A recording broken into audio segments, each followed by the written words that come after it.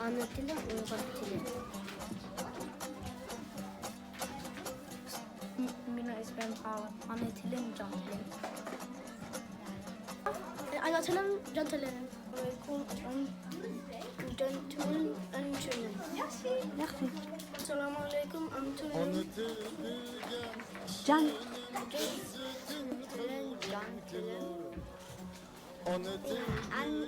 Anlatalım cantile. Rahmet. Anlatalım Rahmet. Anlatalım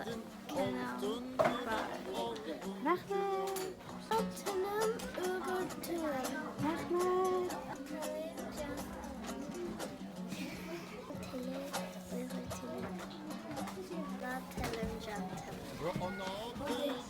Anlatalım öğretelim.